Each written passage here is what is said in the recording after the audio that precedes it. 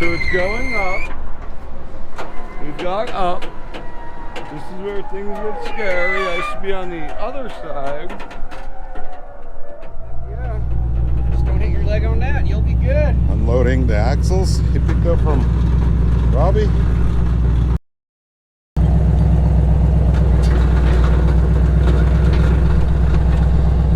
That's good. They call me Captain Nuts.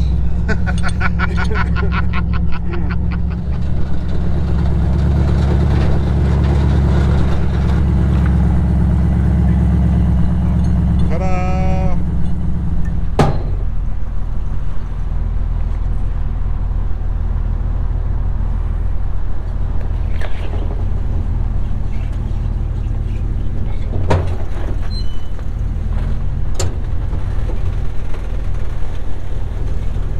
Yeah, you're not supposed to load a truck like that. It'll be bad on the parking pin. Oh, yeah, sweet. I hope to hear it.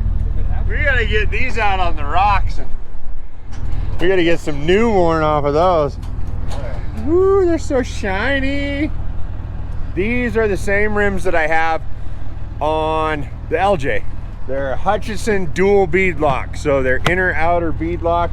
They're a two-piece wheel that bolts together, kind of like the old Hummer wheels if they were better.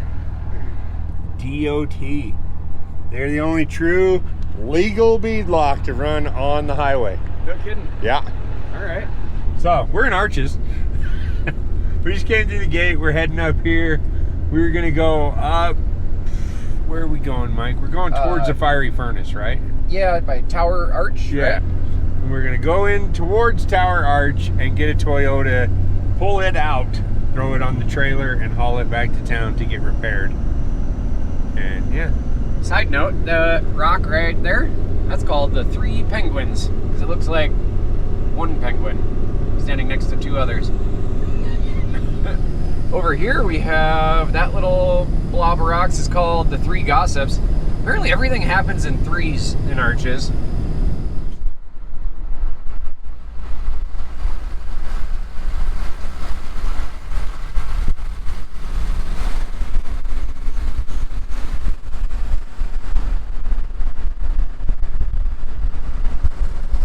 Way over there in that valley is where we're going. Yeah, over there, kind of near the Klondike Bluffs. Impassable when wet. Your words. Yeah. What is that? Is that the sand dune? No. Landscape? No. Skyline. I think it's Skyline Art. So here's another thing that I've seen in the comment section quite a bit is, why did we 1-ton swap the double XJ and we didn't 1-ton swap this? Well, I had the Dana 60s that would go in the XJ. They were actually going to go in my LJ, but I changed that around. And so this has upgraded axles. This has a lot of work done to these. And it's 80 inches wide. Like, that's what I want. The takeaway from this is I don't want wide axles in Minimater. I want it to stay small. I want it to be nimble. I want it to go into the places that Trailmater can't. That's the whole point of it. We could take 1-ton axles and narrow them down, but then we have to order custom shafts and then all this stuff. I can go down to the Jeep store and order shafts for any of these. If we break one, we can run and grab one right away. That's what I want, is ease of maintenance and stuff like that, just off-the-shelf parts. All right, we are off to the land of the Klondike Bluffs. Tower Arch. Tower Arch.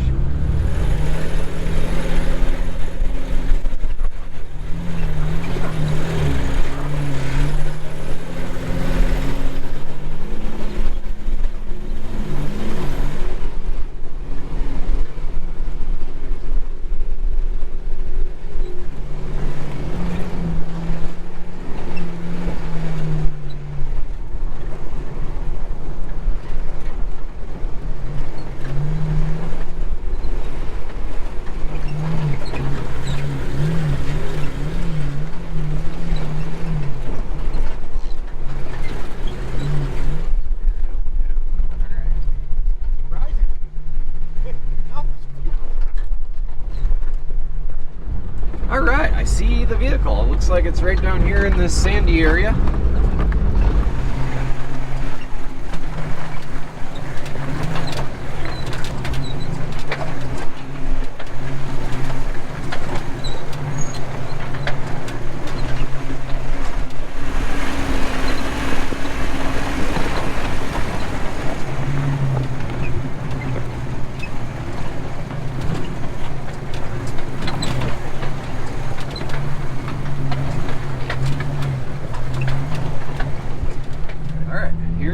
Vehicle we are coming to retrieve.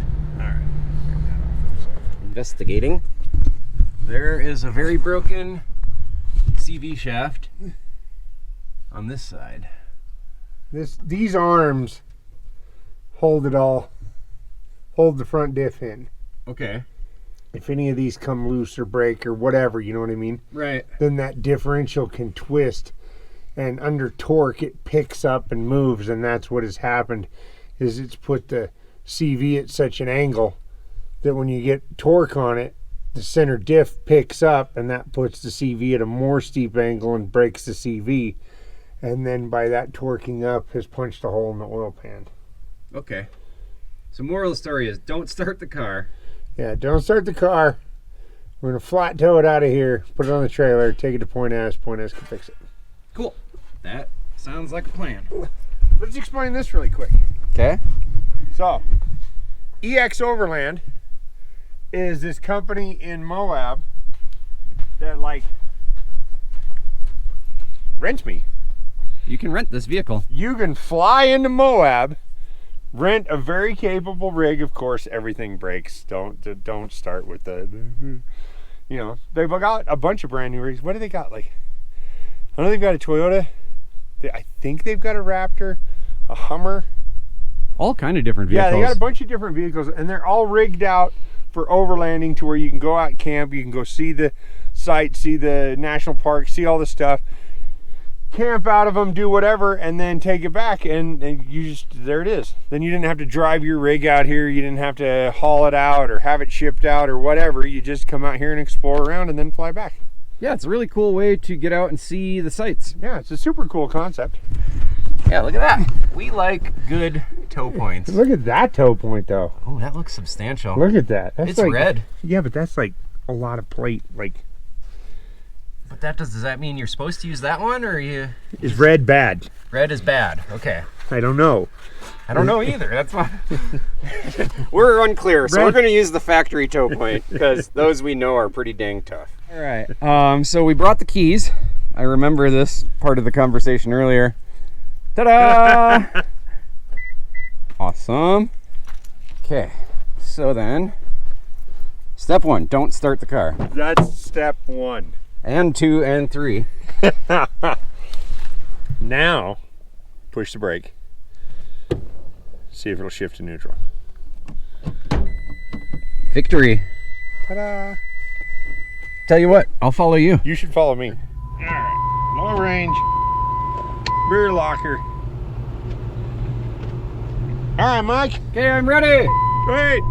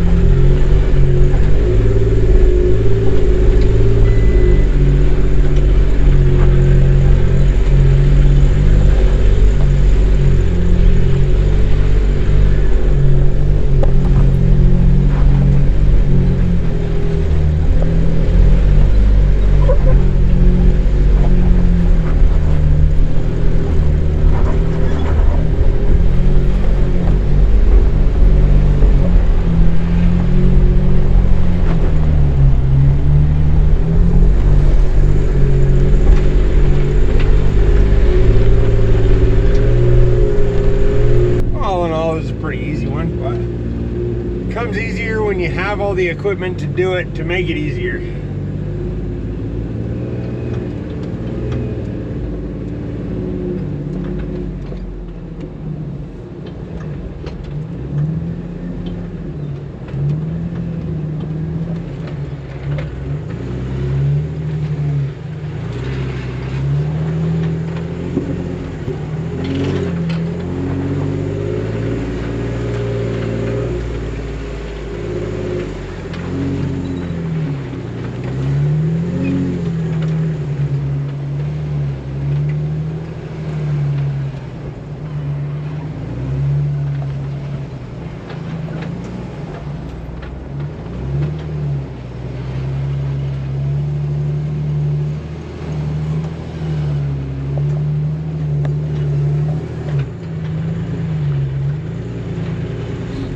See, and this is basically the reason why I don't have a recovery rig with IFS. But I know there's going to be a big group of people that are going to swear Toyotas are more reliable and this and that. And if you just got a Toyota and straight axle swapped it and blah blah blah blah blah blah blah blah blah blah. Cool. I just like the Jeep platform. I'm a Jeep guy. I've always been a Jeep guy. I was a Toyota guy there for a while. Had a Toyota, changed everything about it, made it not a Toyota, and it worked great. But I just like this. Like, this thing seems to work really well. Everyone says the 3.8 is a junk motor and it won't do any good and it's gonna die and it's horrible, but it just keeps working. And so it's like, why change it? Why worry about it? Why? Everything's good, it's going. But I really feel like the IFS is just too many moving parts, too many failures, too many issues, weaker components. Yes, you can build stuff, like with when Ultra 4 came to town and they were all racing around, and you know, a bunch of those are IFS, and yeah, but they're spending over $100,000 on just their front suspension alone to make it last a race. Usually not even 2 races, just a race. If it'll last a race, then they rebuild it, fix it, and everything, and then go back. Whereas a lot of the straight axles, there's no wear points to go out. There's nothing. As long as you didn't break a shaft or a set of gears, then there you go, you're fine. So it is ease of maintenance, ease of everything. I just feel they're stronger. This one, you know, this is a Jeep front axle. But it's been upgraded. It has a lot of aftermarket parts and stuff like that, but it's all the same parts you'd put in if you had an IFS rig. I just really feel they're going to hold up better and last longer with the straight axle. So anyway, that's just my philosophy. Like, it doesn't make it right or wrong either way, but like, could you build an IFS to hold up? Yes, but I don't think you could build an IFS to hold up and drag a rig out. Like, the added weight, the added stress involved with pulling rigs out and doing this stuff is pretty substantial. Like, I broke a lot of stuff on Trailmater, learning what worked and what didn't and all that stuff. And we had a learning curve with Mini, you know, when we put it together. We knew what'd break and what wouldn't, and we kind of went through it and got it fine-tuned. Yeah, things are still gonna break, it's gonna happen. But we're usually a lot rougher on our equipment, dragging rigs out, than the average person is going wheeling or doing stuff like that. Like, they're usually not pulling a trailer up Pritchett to go get a side-by-side and haul it out. That's just not something that normal use is for this stuff. So anyway, like I said, I think these Toyotas are great platforms to build off of. You just have to build it to realistically do what it's capable of. Like, out here, Tower Arch, this is a pretty easy trail, but it's all dependent on how you drive it. But, you know, this is becoming one of the major overland platforms, is the Toyota and the Bronco, because they ride so good on the road, and that's what everybody wants. When they're driving out to go camping and stuff like that, they want it to ride nice. I think they're great, but you have to be realistic on what you're doing with them. Like, you can't overload them like that. and then take them out into the rocks and on the harder trails, and not expect or have some carnage, some breakage, some stuff like that. Like, that's just being realistic. Like, when you're maxing the weight capacity of the vehicle and then taking it off-road onto trails, yeah, stuff's gonna break, things are gonna happen. That's just, and I don't care what parts you put in there, things are still gonna break.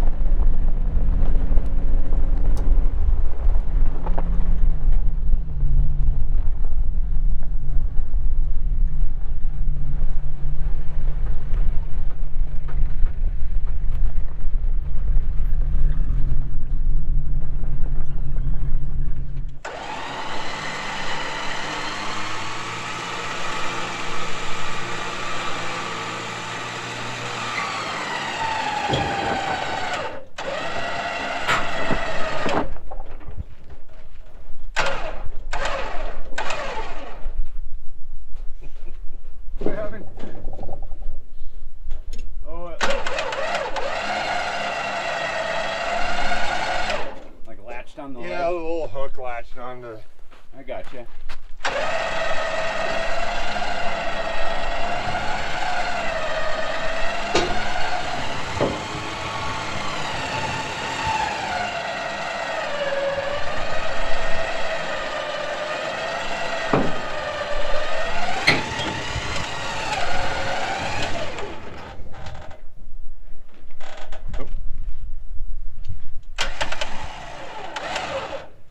Okay. Right here. Right there.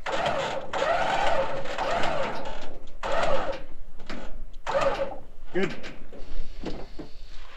Mike, look! I burned myself! Oh, it's so hot! Oh no! How did you survive?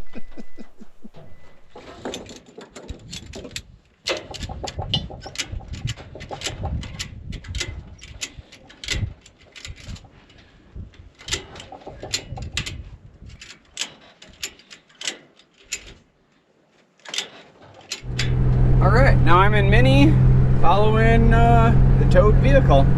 We're gonna take it to the shop where it's gonna be repaired.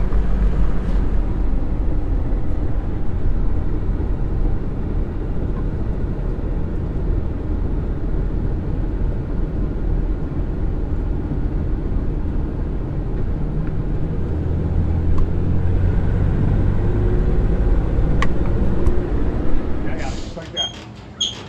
Let her roll, let her roll.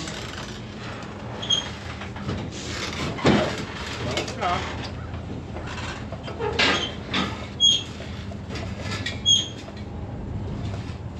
Right there, stop. Put it in park. Okay. Put it in park and foot off the brake.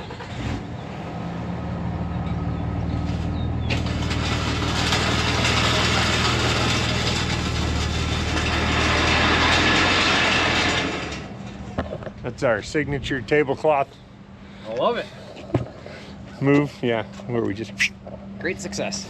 All right, here we are. So we are headed to Mike Nappy's shop. We got to help him stand a water tank up. The truck's running, it's doing good. The transmission is doing really well. One thing I don't like is the stall converter that they put in here. I don't like the way it drives. I've got to find a different torque converter because this is ridiculous. It doesn't do anything I want it to do. But the transmission's great. I really think the transmission's fixed. Everything seems to be working good with that. But yeah, I'm not digging the stall. I don't like a stall. I didn't want a stall. I thought we had to go with a stall. This one's way too high. I don't like it. It would work great if it was a small block that could rev higher. This stall engages, it's a 25 to 2800 RPM stall on a motor that revs to 5000 RPM. If this rev to 6 or 6500, I think that'd be a perfect stall converter, but it just doesn't work with a big block. We're gonna get a new torque converter at some point. I've got a bunch of other things I gotta fix. Until then, it's driving. It's driving, it's running, it goes up and down the road. Okay. All right, so we're out here at our buddy Mike's place, R&B 4x4. All your Jeep repair needs when you're in Moab, this is the dude. Everything but standing water tanks that we gotta call you for. So he needs this water tank stood up. It's a very large tank. So these are what I used to do in the oil field because they got the mounted skid. Yeah. And I used to run a roll-off truck. What we're gonna do is we're gonna get creative with winches and pulleys. All right. And maybe some levers. All right. And we're gonna do this. All right. So this is getting serial. He's locking the hubs. I didn't even know we were using four-wheel drive. Quad mode. Engage.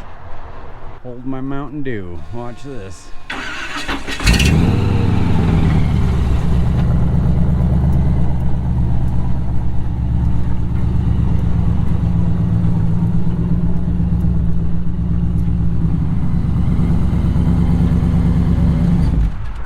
That boom isn't even as tall as the tank is. All right, here comes the perp. Look at her go. All right. Here you go. Let me, yeah. 3, 2, 1. Oh my god, it went pretty well. I guess I've become the cameraman.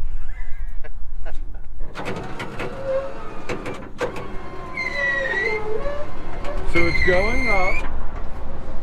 We've got up.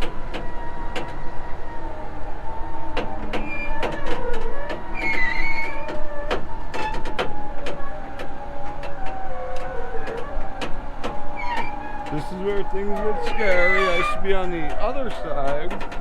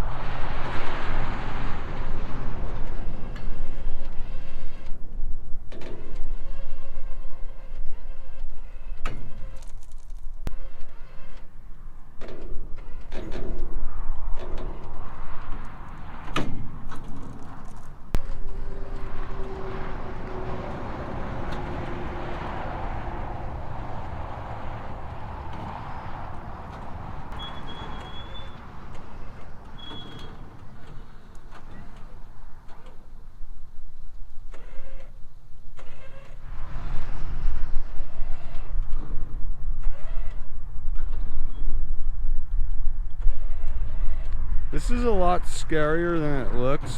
We just got some calm people, I guess. We're skilled. There's some skill going on here, folks.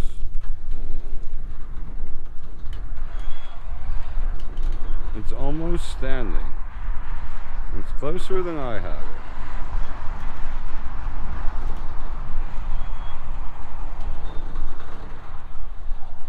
It's gonna go right where we wanted it.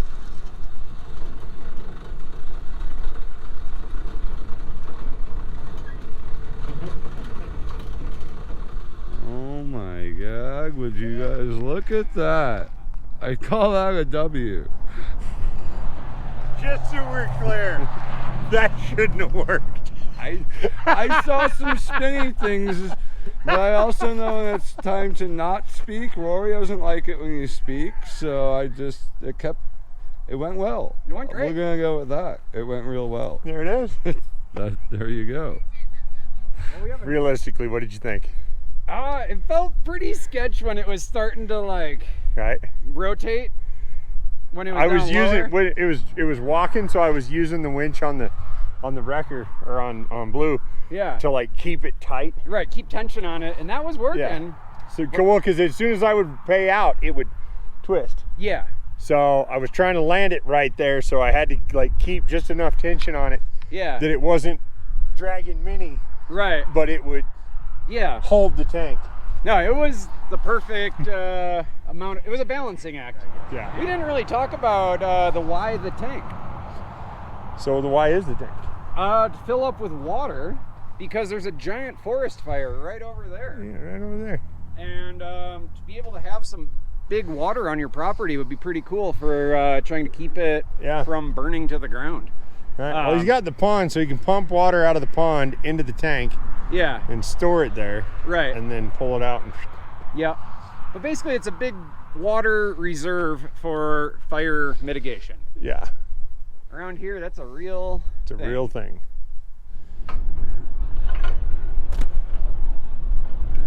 Let's see if he can do it. Oh, so close. With the assist. All right.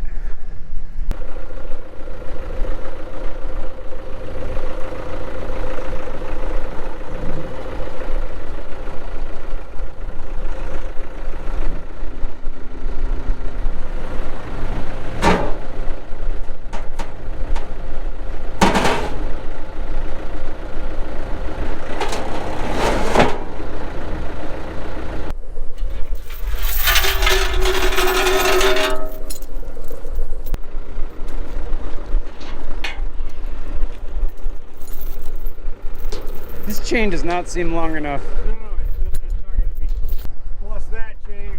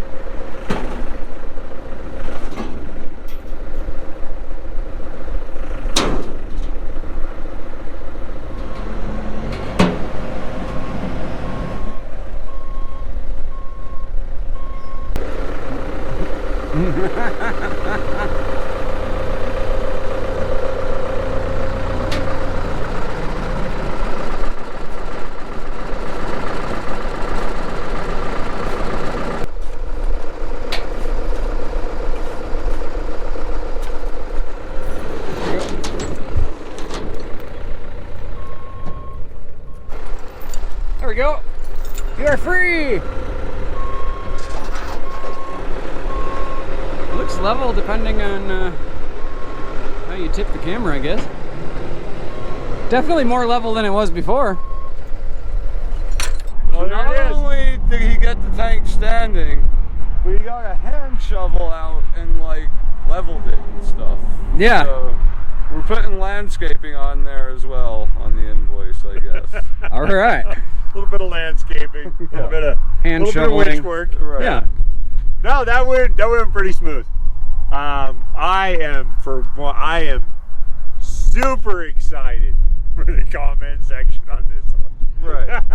Well, I'm super excited after seeing that heavy backhoe fail and watch him set it with Mini. I think he's just trying to prove points to people. It's amazing what you can do with levers and pulleys and winches, right? It's true. Yeah, you build the world. We didn't even use a pulley. Well, I mean, there was a There was one. direct. Okay, yeah, okay. And on minis. So see, there too. All right, never mind. Just kidding. Anyway, like I said, thanks for watching us do extremely sketchy stuff for our friends. And thanks to our friends for letting us do sketchy stuff. Yeah, no, we appreciate Rory. He super hooks us up. He throws us on the channel, tells you to come here. But more than that, we have a blast wheeling. And anytime there's something I know is super dangerous, he'll be into helping. Into He likes trying. that stuff. Yeah. So, above everything, thanks for watching, guys.